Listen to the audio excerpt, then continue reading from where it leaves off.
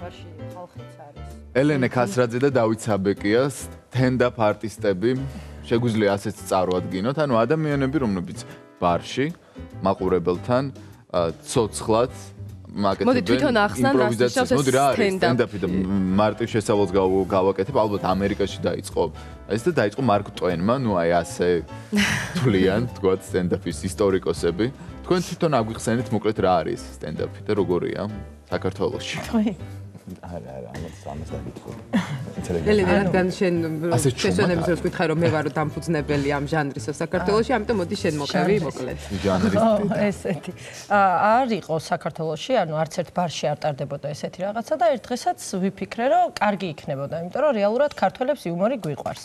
ხო, რა არის ეს კარგი? ესე ბარში გამოდიხარ. ვერც აღწერ, ესე ასაღწერად ძართულია. ბარში გამოდიხარ, ყავს მაყურებელი და ძალიან უხეშად რო ვთქვათ, სასაცილო მონოლოგებს ყვები. ან ვიღაცებზე ხუმრობ, ან რაღაცებზე ხუმრობ, ან ტიპაჟებზე. ესე იგი ეს არის კომედიის ჟანრი, რომლის დროსაც კომედიური ჟანრის მსახიობი, ასე ვთქვათ, გამოდის ცოცხალი აუდიტორიის წინაშე და რაღაც პერფორმანს მართავს, ხო? ხო, ანუ შეიძლება რაღაც იხუმრო ადამიანზე და მოყვე იმის ისტორია, სასაცილო შენ დანახული, შენ ინტერპრეტაციით.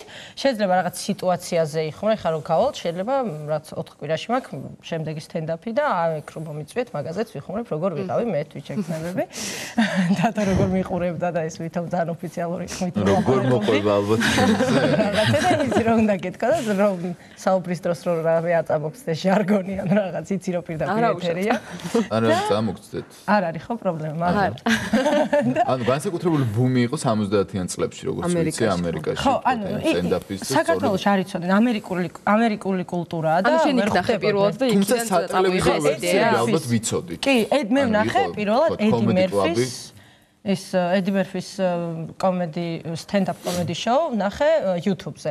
და ძალიან მომეწონა და ძალიან მომიდა რომ საქართველოს ყოფილიყო, მაგრამ ან ჩვენ გვაქვს იუმორისტული სხვა ტელევიზიის გადაცემები და ბარში არ იყო ესეთი. კარგი, რომელ ბარში ვთქვათ ესეც?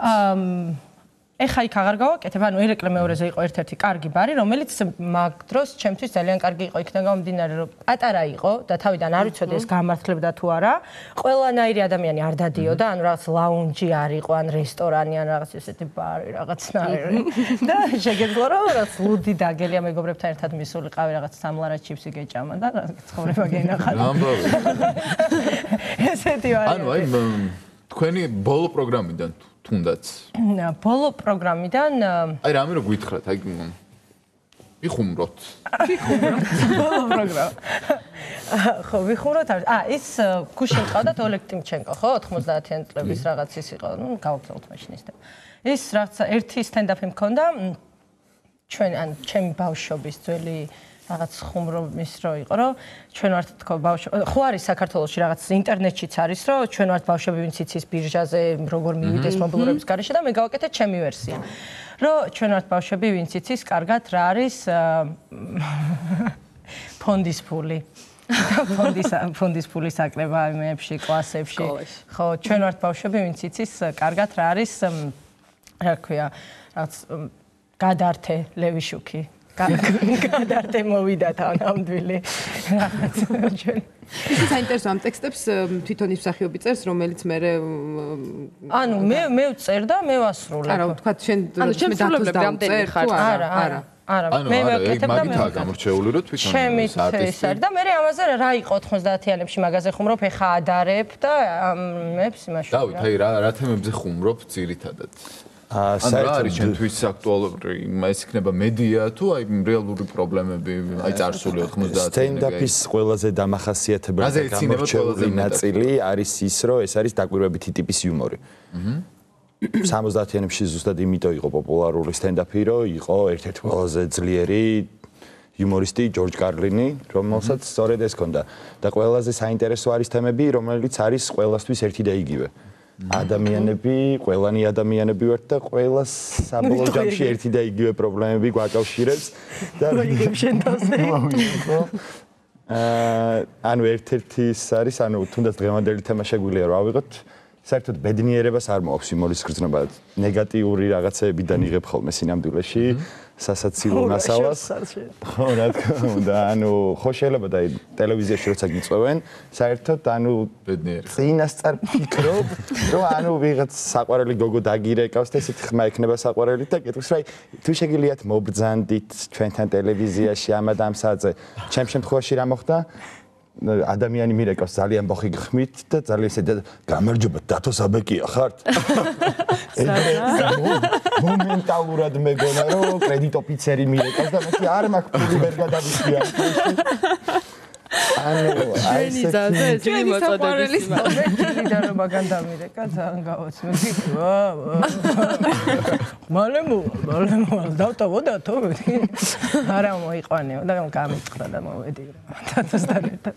ანუ რამდენად არის იმპროვიზაცია? ხო, იმპროვიზაციაზეა თავი და ბოლომდე აგებული. სიტუაციაში რა სიტყოდით? აი მივიცი რა ძართულია. ანუ საერთოდ ეხა არ ვიტყვი, იმიტომ რომ პირდაპირია და უხერხულია, მაგრამ ძალიან მეციდება, რომ აქეთ რაღაცა მოგონილ ოთახში რო ვარ და იქეთ კამერა, ოპერატორი, ზაზა როგორ ხარ ზაზა.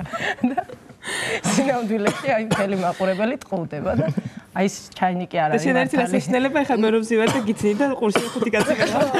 აბსოლუტურად ეგ ის პონტია ბიჭროვამ და ხუთი და ქალი რო გაკვირდება. მაქედან ზუდად ჩახარ. მაქედანაც ზუდად ჩახარ. ვერ პოზებს რო იცი. ეგ პონტია. და რა, ეს ყველაფერი იმპროვიზაციაზე აგებული და განწყობას ძალიან დიდი მნიშვნელობა აქვს. ანუ როცა სპექტაკლში ვთამაშობ, მარტო ჩემზე არ არის დამოკიდებული ესთეტური, ანუ რაც სინთეზურია ყველაფერი და ძალიან ბევრს რაღაცას აქვს მნიშვნელობა. აქ თავიდან ბოლომდე შენზეა ყველაფერი და პუბლიკაზე. ხო, და იმპროვიზაცია ხუმრობა რა თქვენი. ერთი წუთი იმპროვიზაცია. მე ერთ მაგას მე გოგო შენ და არა, ანუ იმპროვიზაციაზე არის ყველაფერი აგებულია და ისიც იმპროვიზაციაზე არის, როდის იწყებთ ამას, ანუ პუბლიკას აკვირდებით, როდის არის უკვე კარგად დალეული თუ დალიო გაიქნებოდა ხოლმე. იმათმა თქვენ. აი მე არ ვსვა. მაგრამ ვიცი რა დღეს ჩაწერა. არ სამარ მეწეული თავს. რა ხუმრობები. აი რაზეც აი რაღაცები დარბაზი. მე ძალიან ხშირად ვხუმრობ ხოლმე მეტროზე, ავტობუსზე. ხო, აი ძალიან მაგრამ მეტროზე, ავტობუსზე, იმიტომ რომ და სულ ვიწყებ ამით ტაქსს ვაჩერებით, მაგრამ ავტობუსი მომადგა უცებ და ავედი. ანუ თითოეულ სტენდაპ კომედიანს თავისი თემები აქვს, რომელსაც მე აჩვენებ. კი, მე ძალიან ხშირად ვხუმრობ ოჯახზე, ჩემს დაქალებზე და ბიჭების თემაზე. დათო რაზე ხუმრობს? დათო ძმაკაცებზე. აჰა, საკუთარ საერთოდ მიაჩნია რომ თვით კრიტიკა იუმორის ძალიან დიდი ნაწილი არის და ძალიან და ჩემი თავი ამის საშუალებას მაძლევს ყოველთვის, ასე რომ არ არის პრობლემა, ყოველთვის შემიძლია რომ ეს თემა განმოვცო. მაგრამ ანუ მეგობრების და ანუ საზოგადოებაზე დაკვირვების საკითხი ძალიან მნიშვნელოვანი არის, ანუ სხვადასხვა ტიპის ადამიანებს ხედავ ცხოვრებაში და აქედან გამომდინარე რა არის საკუთარ თავში, ანუ რას დასცინე? აბსოლუტურად ყველაფერს. ანუ შეგიძლია რომ იხმრო აბსოლუტურად ყველაფერზე შენს ყოველდღიურ ჩვენებს. საუბრობთ? რა ხდება? სტენდაპი აი ძალიან მინდა რომ თქვა რომ ხალხს გონია ხოლმე სტენდაპი ვიღაცის დაცინვა. ანუ რაღაცაზე რომ კი არ დაცინი, რაღაცა ნებისმიერ სიტუაციას პანაშვიც რაღაცა სავალალო მდგომარეობას რაღაცა არ გამოგივი და ყველაფერს უბრალოდ ყვები სასაცილოდ. შენი მხრიდან შენი დამოკიდებულებით, თორე რაღაც ისეთ რაღაცებს ყვები ხოლმე სასაცილოდ, რომ აი რა არის ახლა ეს ელენა იცი რა მაინტერესებს, მაგის ჩვენს მედიაში გამეფებულია ეს კომედი შოუების ტიპის შოუები ხო? რამაც რაღაცა ახალი ტიპის იუმორი შემოიტანა თითქოს. არა, ახალი ტიპის არ უბრალოდ ქართველებმაც. აი ეს თქვენი იუმორი რითი განსხვავდება? ანუ რას ამკვიდრებთ ახალს? მე აი ძალიან ვცდილობ და ყველა სტენდაპში მაქვს რაღაც ისეთი სპეციალურად თემა ჩადებული, რომ სოციალურ ფენებზე მაქვს რა. ანუ ყველამ თავის თავზე მიიღო. მნიშვნელოვანია, იმიტომ რომ მე მაგალითად მახსენდება ბობ ფოსის ფილმი ლენი, არ ვიცი ნახე თუ გაქვთ, ლენი ბრუსი იყო ერთ-ერთი ყველაზე ცნობილი სტენდაპ კომედიანტი 70-იანი წლების, რომელიც ამ ჟანრში ძალიან წარმატებულად მოღვაწეობდა, მაგრამ ძალიან მძაფრად სოციალური იყო მისი გამოსვლები ხო, აი რამდენად არის სოციალური კრიტიკა თქვენს გამოსვლებში. ჩემთან მაგალითად ვცდილობთ, რომ რაღაცა შედარებები მაქვს ხოლმე, როგორ ერთობა მაგალითად ძალიან სნობი ადამიანი და თან ფული რო აქვს ისეთ სნობი ადამიანი და უფულო და ისე აი როგორ ერთობა? ანუ ხო შეიძლება ანუ მოგიწევს ამ საკუთარ დამშირო ყველაფერი თქვა რა. ერთი პატარა სტენდაპი ჩვენ. ანუ თან რაღაცა ისეთია ვინ გაიცინებს ხა ამიტომ. ჩვენ. ადლობა. მაინც და ამდენ ოპერატორს. ამდენი ახლა აუდიტორია აქვს. ხო, რა ძალიან მეცნება ხო თუ და ზაზა მოვა. ზაზა. როგორც სტერეოტიპებსაც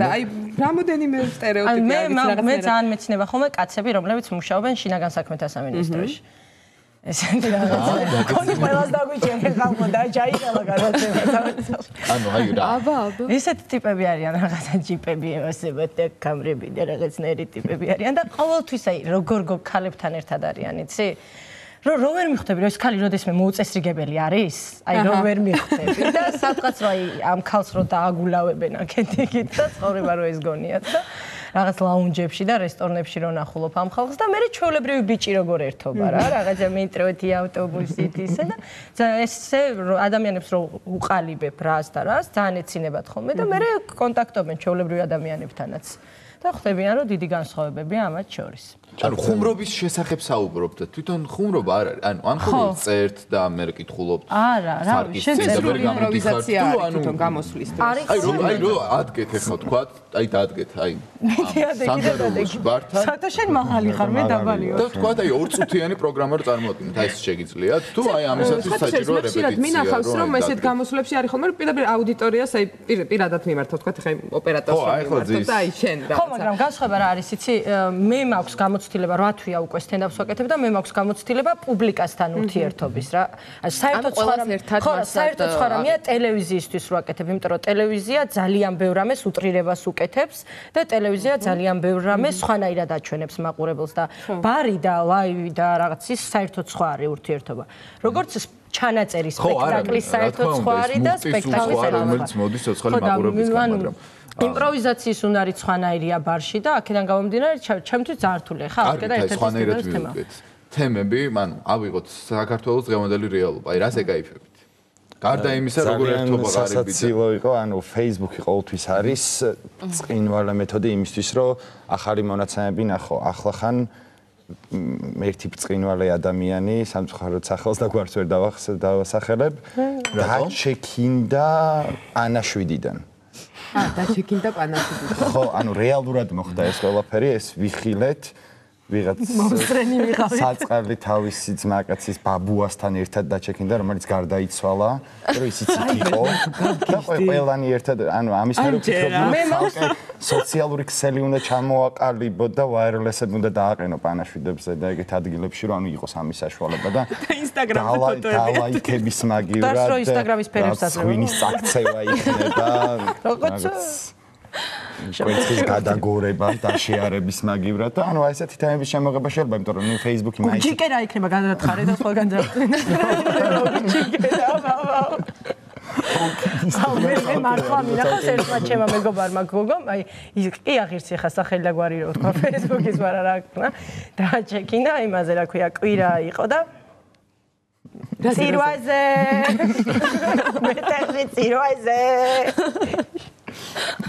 ეგის პატია მამამ ბერლინში მოილო გონი დაგვიჭერეთ რა ბერლინი ანუ გოგო დათოს ის არის რა ეს პიტი თუ ხუმრობა საინტერესო მავნებო კაფეში ვიჯექეთ ჩვეულებრივად მეგობრებით და ერთ-ერთმა ჩვენმა მეგობარმა გაგვიზიარა გულის ტკივილი იმასთან დაკავშირებით რომ საღამოთ ახსარება ვერ თქვა, იმიტომ რომ მისი მამა იყო ბერლინში წასული და ანუ ჩვენ ძალიან დაგვაინტერესა რომ აი რატომ მაინც ბერლინი აირჩია მოსავალსად და ანუ ყველა ადგილიდან ყველა ანუ იერუსალიმი, რომი, ანუ ბერლინი პრინციპში არ არის განთქმული თავისი ქრისტიანული ტრადიციებით. თანაცმადები აქვს, რითიც არის ცნობილი ქალაქი აქ და გამომდინარე. იქნებ მამაოც უნდოდა რომ ტრანში გასულ. ხო, ანუ მამა ნუ გაკიცხავ შენ, ნუ დგები მაგას არა მართლა დიდებულად. ნუ დგები შენ ეგრემ კაცრად. მოილოცა და მოილოცა. იქ ბევრი უწმინდურია და თავისი გააკეთა. ისი აუდიტორია როგორი ყავს ხოლმე? დათა ანუ რადგან ეს რაღაც ახალი ჟანრი იყო, შეიძლება ცოტა გაუცხოება იყოს. თავიდან მოხდა ესე. მე პირადად ჩემ შემთხვევაში 8 თვის წინ უთხარი ჩემ მეგობრებს, რომ ამ ბარში მოსულიყო ყველა ჩემი მეგობარი, რომ უცხო ფიზიკურად ვერ ტენდაპი იყო. და წავიდა ყველა უცხო და ჩემი მეგობრები იყვნენ. ორი სტენდაპი ჩავატარა ესე, რომ ყოველთვის იყვნენ ჩემი მეგობრები და რაღაც გავტესტე და კარგად წავიდა, გაეცინათ და ხათრით არ იცინოდნენ. ერთი ორს შემამჩნიე ხათრით იცინი, მაგრამ ზოგადად საზოგადოებას არ ეცინებოდა ხათრი. მე უკვე მივხვდი, რომ შეიძლება და ღია ივენთის გაკეთება და სხვა ადამიანებსაც ვისაც სურდათ დასწრება და ამართლებს, იმიტომ რომ 8 თვის განმავლობაში კეთდება, ხალხი ყოველთვის დადის და მეგობარს მეგობარი მოყავს, რაღაც ნათესავი მოყავს და კარგი გარემო ახოლმე. თავიდან ძალიან უცხო იყო, იმიტომ რომ ყველა მეკითხებოდა რა არის. ისე კარაოკეა ერთმა ეს მითხრა, აი ხო, კარაოკე. უმეტესწილად გამოდივართ ხოლმე და ესე უყვებით ხოლმე ერთმა. კაი, და იუმორში თავი მოულოდნელობა ასევე. როდესაც ადამიანი ელოდება რომ აი ის მოისმენს ხუმრობას, რაღაც შეიძლება არ გაეცინოს, აი ელოდება ეს კრიტიკულად გიყურებს, რომ ეხა რა სიხუმრე. იყო თავიდან ხო. აი მოულოდნელობის ეფექტები რამდენად გაქვთ, აი თქვა კონკრეტულად მაყურებელს რომ მიმართავ, აი თქვათ აი ეკაიფე პიჯაკზე ან გამომეტყველებაზე ან ასე შემდეგ ან რეაქციაზე. ყველაზე მეტად წინ ხოლმე წონაზე რო ვეხუმრები. მარტო. აუ, აი რაზეც გინდა იმაზე ეხუმრე, რაზეც გინდა იმაზე. ორ მშუქონ. და ესეა. და ან საწყენია, მართლა საწყენია. მეც რა აუცილებელი იყო. მელოდ კაცებს წინთ თმებზე. აი ძალიან საწყენია. ხო თქვი არ ვიყურებ. ერთი კაცმა არ არის პრობლემა. ეცილი. დიდი მადლობა. დიდი მადლობა. რო დაანონსოთ, როდის საათ გამოდის? მე 4 კვირაში მექნება, ესე იგი, ახალი სტენდაპი, მე ხა მივდივარ და მე რა ვიცი, იქნება ივენთი, ოღონდ ვეძებ დიდ ბარს უფრო, რომ ისევ ერთად გამოდიხართ. ერთ და იგივე ბარში. ზოგჯერ არა, ანუ რამოდენიმე ბარში ვაკეთებთ ხოლმე და ზოგჯერ ერთად გამოდიორთ, ზოგჯერ ცალ-ცალკე გამოდიორთ. ისე მაინტერესებს დიდ ბარს კეძებთ, მაგრამ თვითონ შემადგენლობა რამდენი ხართ და იზრდება თუ არა ეს შემადგენლობა? ხო, ჩემს გარდა კიდევ ერთი ბიჭი აკეთებს სტენდაპს და ცოტა განსხვავებული საგვაქვს, ან იმის შემდეგ 1-2 თვეა მგონი დაიწყო და ცოტა განსხვავებული იუმორის გქონდა, ის ცოტა სხვანაირად აკეთებს, მაგრამ ძალიან კარგი ბიჭია, ძალიან. და ის სხვაგან აკეთებს საერთოდ და ჯერ ერთად არ გამოსვლართ, მე შევთავაზებ. მოგთავაზებ. და ერთად გამოვიდეთ. ძალიან დიდი მადლობა და აუცილებლად ნახავთ ჩვენ. დიდი მადლობა თქვენ სტენდაპებს და მოუწოდოთ მაყურებელს, რომ ვისაც გინათ გართობა და სიცილი, მიბრძანდით და ნახეთ აუცილებლად. ახლა კი გადაცემის შემდეგი ნაწილის ანონსი და შემდეგ რეკლამის მერე გავაგრძელებთ საუბარს. გასული წლის კულტურული ღონისძიებების შეჯამება და წინა საახალწლო პროგრამა კულტურისა და ძეგლთა დაცვის სამინისტროსგან. მიქსერის ეთერში კულტურის მინისტრის მოადგილე ბადრი ბაგრატიონ-გრუზინსკი ისაუბრებს.